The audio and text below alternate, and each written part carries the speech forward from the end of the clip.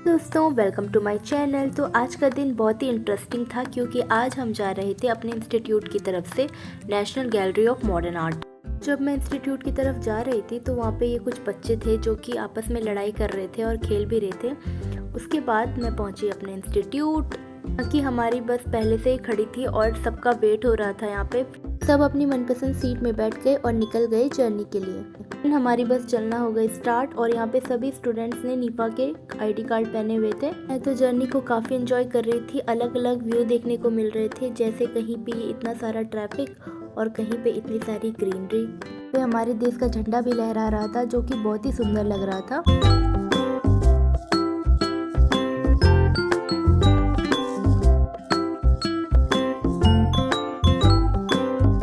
रास्ते में हमारे साथ जुड़े दिल्ली इंस्टीट्यूट के बच्चे और फिर हम सब ने साथ में सफ़र कंटिन्यू किया। तो 1 घंटा चलने के बाद फाइनली हम पहुंचे national gallery of modern art.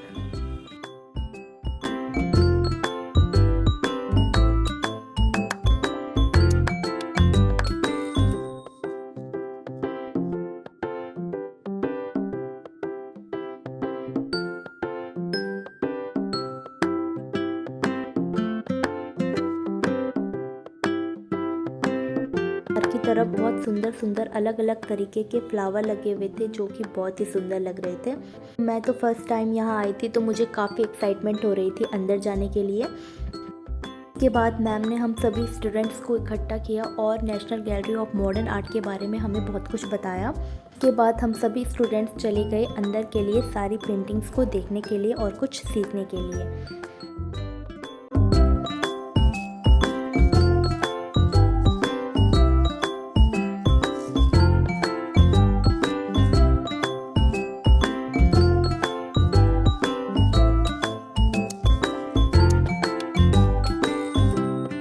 National gallery of modern art में करीबन 2000 से भी ज़्यादा आर्टिस्ट की पेंटिंग्स हैं, जिसमें कि कम से कम यहाँ पे 17,000 पेंटिंग्स हैं और जिसमें कि इंडियन आर्टिस्ट जैसे कि राजा रवि वर्मा, एम.एफ. हुसैन, अबिंद्रनाथ टैगोर और अमृता शेरगिल जैसे महान आर्टिस्ट की भी यहाँ पे पेंटिंग्स लगी हुई हैं।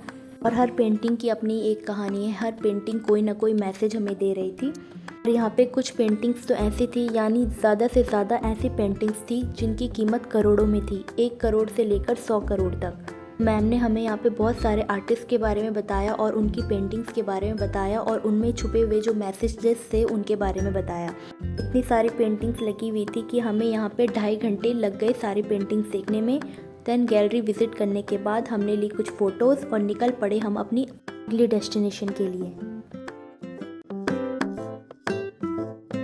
जो हमारी नेक्स्ट डेस्टिनेशन थी वो थी त्रिवेणी आर्ट गैलरी, जो कि national gallery of modern art से थोड़ी ही दूरी पे थी। घूमते घूमते हम थोड़ा थक गए थे तो हमने लिए कुछ स्नैक्स जो हम अपने साथ लेके आए थे और साथ ही साथ मैम ने दी हमें ये होली के लिए गुजिया और साथ ही साथ कोक। देन हम पहुँचे त्रिवेणी आर्ट गैलरी, जो कि हमारी सेकेंड डेस्टिनेशन थी। त्रिवेणी आर्ट गैलरी थोड़ी छोटी थी, यहाँ पे कम पेंटिंग्स लगी हुई थी और छोटी छोटी पेंटिंग्स लगी हुई थी, लेकिन कुछ पेंटिंग्स तो इनमें बहुत ज़्यादा सुंदर थी, लेकिन कुछ ऐसे भी पेंटिंग्स थी जिनका कुछ मतलब समझ नहीं आ रहा था और जो दिखने में भी इतनी कुछ खास नहीं थी, लेकिन फिर भी बहुत ज़्यादा फेमस थी।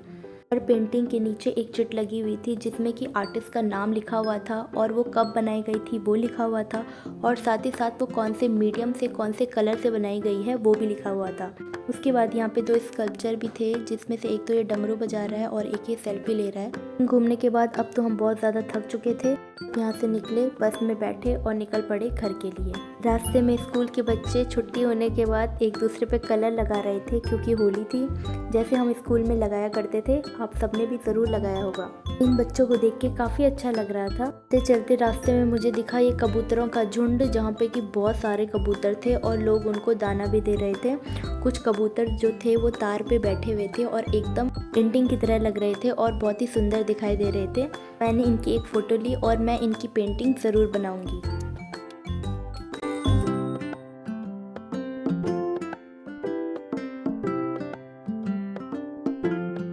बार 1.5 घंटा ट्रैवल करने के बाद फाइनली पहुंचे मैं अपने घर। तो ये कुछ पिक्चर्स हैं जो मैंने ली थी और मैं आपके साथ शेयर कर रही हूँ।